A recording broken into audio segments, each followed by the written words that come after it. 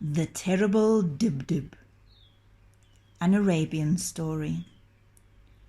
Ali was a thief, but it wasn't really his fault.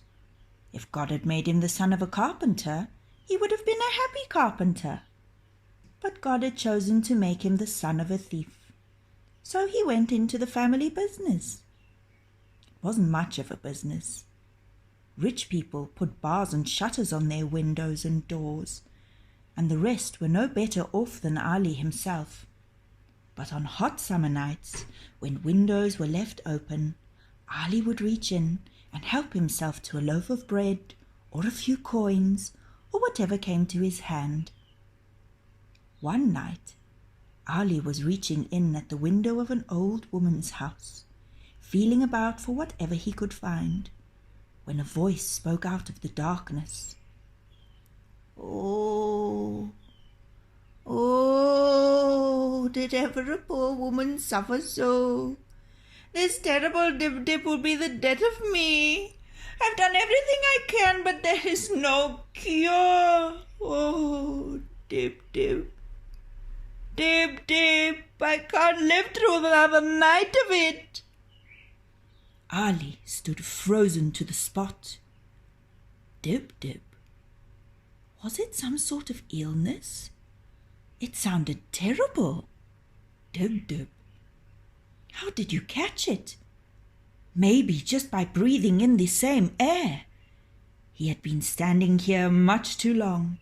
He could feel himself breaking out into a cold sweat already.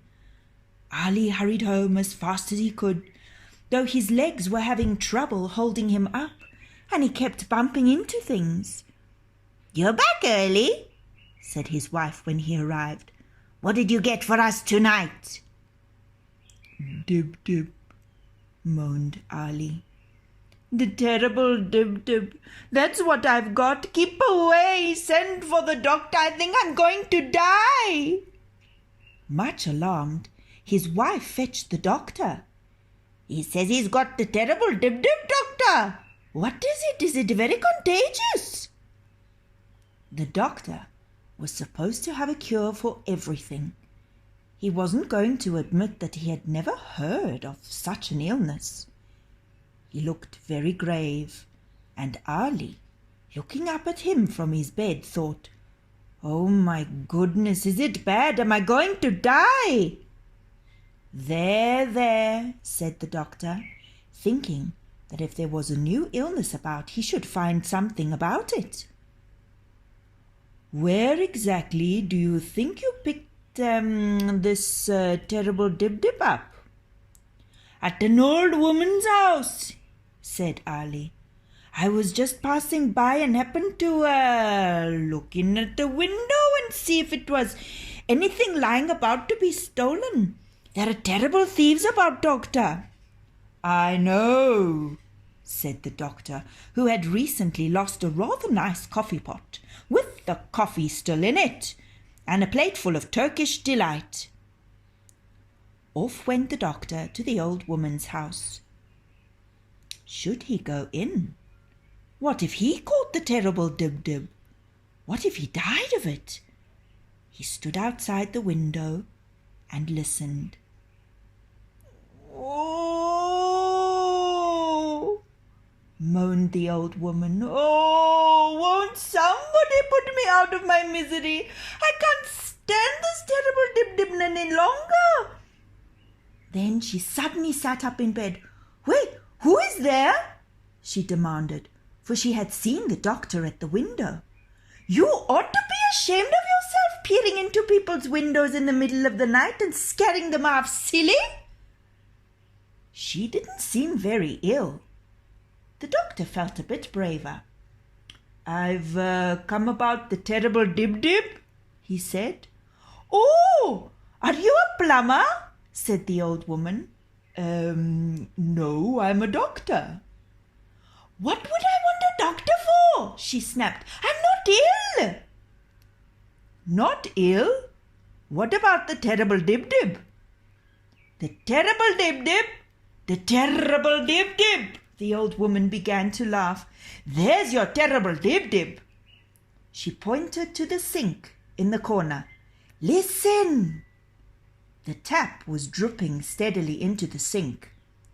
Dib-dib, dib-dib, dib-dib. All night long it keeps me awake. Dib-dib, dib-dib, cure that if you can, doctor. The doctor felt very silly. But when he arrived back at Ali's house, he was wearing his gravest face. I can cure you of the dib-dib, Ali, he said, but it won't be easy. Ali began moaning. I'm a poor man, doctor. You're a thief, said the doctor. And if you're going to stay a thief for the rest of your days, I'm not sure it would be best to let you die now. Thieving's my trade, doctor. What else am I going to do? Anything you like, said the doctor. It's bound to be better than dying of the terrible dibdib. All right, I'll give it up, I promise. The doctor handed him a cup of water, and Ali sat up and drank it. Doctor, it's a miracle. I feel better already, he cried. Good, said the doctor. But the real miracle would be, he thought, if Ali really did manage to give up his thieving ways.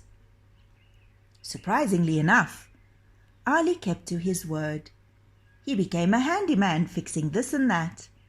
He found he liked the work. Plenty of fresh air and sunshine, and grateful people to talk to. In time, they became his friends. One of his first jobs was to fix a leaky tap for a certain old lady. She told Ali the doctor had recommended him. So, perhaps that doctor did have a cure for everything, even the terrible dibdib.